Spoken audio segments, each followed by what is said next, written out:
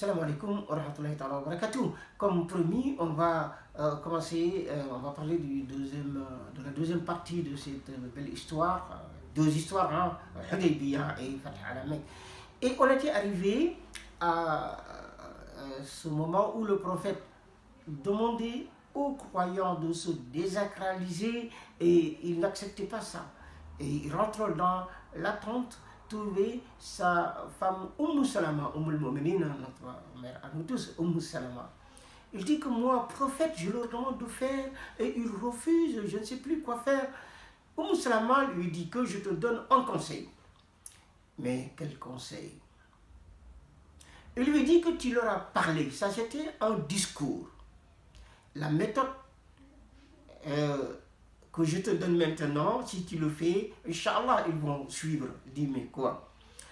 Il dit que ce que tu leur demandes, fais ça toi-même. Tu donnes l'exemple à suivre. Qu'est-ce que ça veut dire? Il dit que désacralise toi-même. Reste-toi la tête devant eux et va mettre tes habits normaux sous les yeux des autres là. Quand ils te voient faire ça, ils vont suivre. Et le prophète a écouté le conseil de cette grande dame. Il est allé devant eux, se raser la tête et il s'est désacralisé. Il est allé mettre les habits normaux, discuter avec eux et tout le monde a suivi. Donc voilà cette situation qui était très importante. Tout le monde bloqué, même le prophète bloqué. Il y a une femme qui est venue donner la solution par cette belle idée. Donc cela veut dire que toujours les grandes dames sont là depuis toujours. Et donc le prophète est rentré avec les croyants, les fidèles à Médine, avec un goût très amer. C'est beaucoup de personnes entre eux, mais le prophète ne doutait pas parce que Dieu lui avait informé que ça se passera de manière nette et claire, sans problème. Et ce qu'il avait dit à Omar, qui contestait la désacralisation, ce qu'il avait dit, c'était bien clair. Dieu l'avait promis, il n'avait pas dit à quelle année, et on verra la suite, qu'est-ce que ça va donner.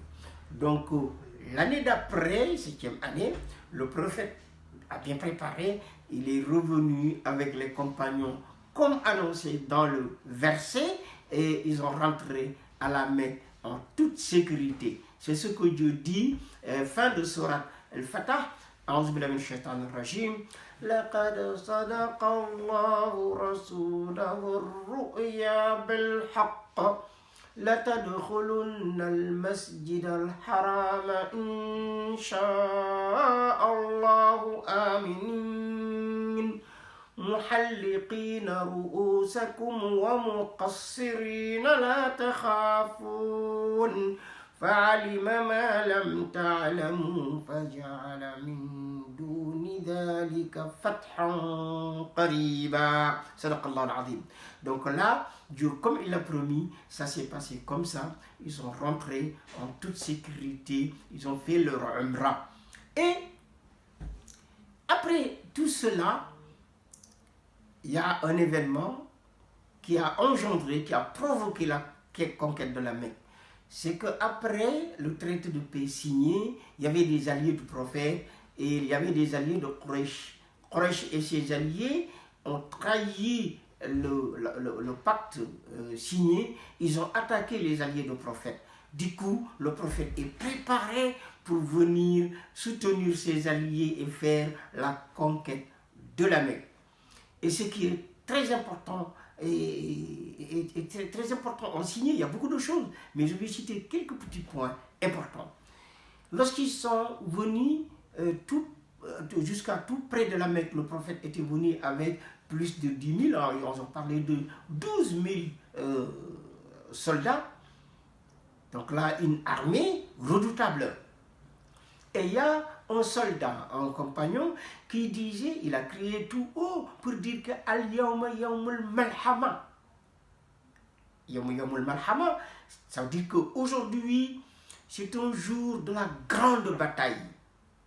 Le prophète entend cela, il réplique. Et le prophète répliqua tout de suite, lui dire que non, c'est pas ça. Al-yawma yawmul marhama.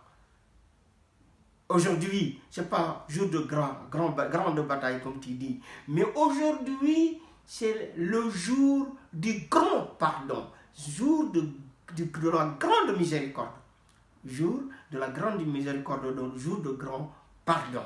Voilà la réponse du prophète pour montrer que ce prophète qui devrait avoir la rage de se venger, il a envie de être pardonneur et avoir preuve de miséricorde et pardonner. Voilà, on verra la suite de cette histoire avec la partie suivante, Inch'Allah. Wa barakallahu fikum. Wassalamu alaikum wa rahmatullah.